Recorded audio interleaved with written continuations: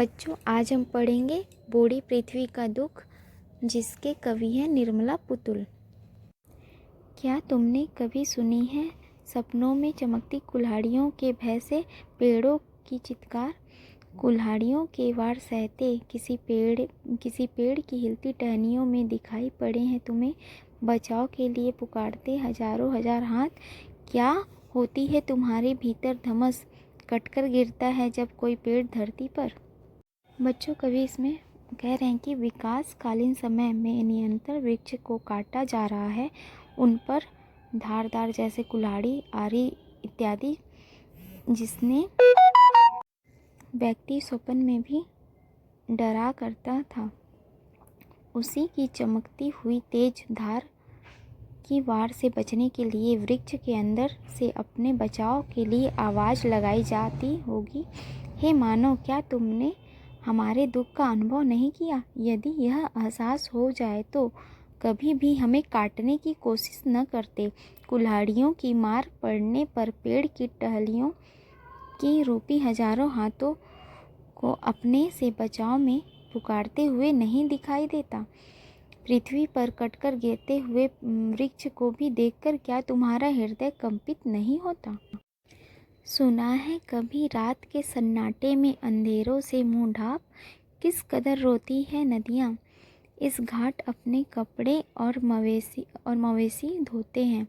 सोचा है कभी कि उस घाट पी रहा होगा कोई प्यासा पानी, या कोई स्त्रियां चढ़ा रही होगी किसी देवता को अर्घ्य।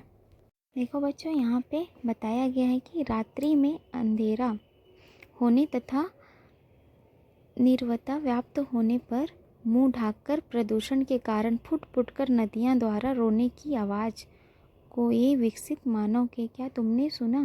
नदियों के उद्गम से लेकर समुद्र में मिलने तक अनेक घाट बने होंगे।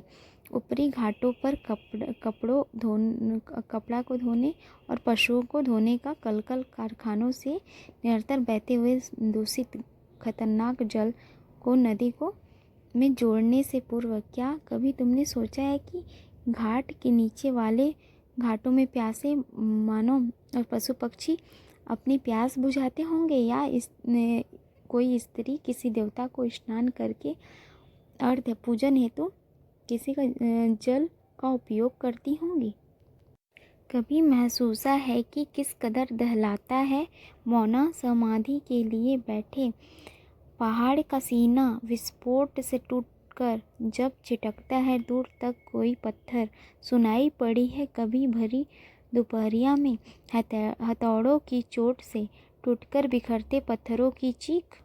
देखो बच्चे, इसमें बताया गया कि हे मानो, तपस्वी की भांति तपस्या में मौन साधना के लिए अचल पर्वत का दिल जब उसमें डायनामाइट आदि भयानक विस्फोट पदार्थों के माध्यम से सेलों को तोड़ने का प्रयास करते हैं, तेज हवाओं के साथ विस्फोट होने से पूर्ण वातावरण दहल जाता है और पर्वत का हृदय होकर पत्थर के टुकड़ों के रूप में चिटक जाता है।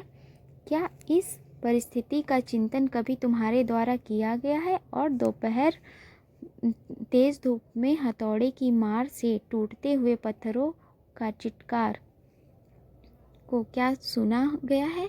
नहीं, इसलिए निरंतर पृथ्वी का दोहन कर रहे हो। खून की उल्टियां करते देखा है कभी हवा को अपने घर के पिड़वारे में?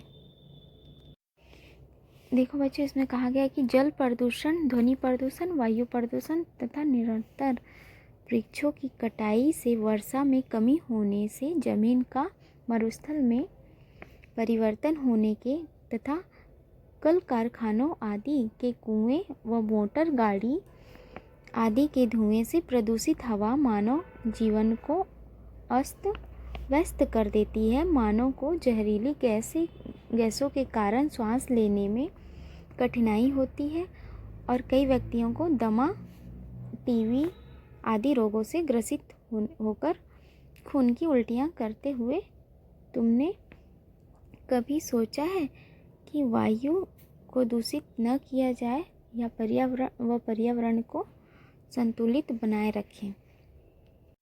भाग दौड़ जिंदगी से थोड़ा सा वक्त चुरा कर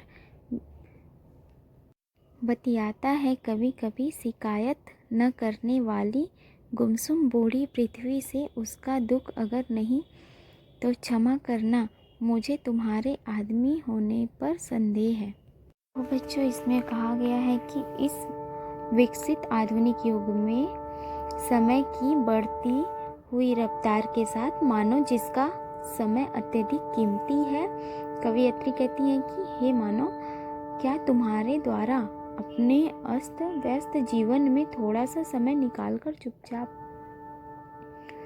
बिना किसी भी प्रकार की शिकायत न करने वाली पुरानी पृथ्वी के टुकड़ों के संबंध में बातचीत किया गया है, या तुमने कभी इसके दुखों का अनुभव किया है? यदि आपका उत्तर नहीं है तो क्षमा करना, मुझे तो आपके मानव होने का भी संदेह हो रहा है, क्योंकि मनुष्य संवेदनशील होता है, ना कि कठोर होता है। धन्यवाद।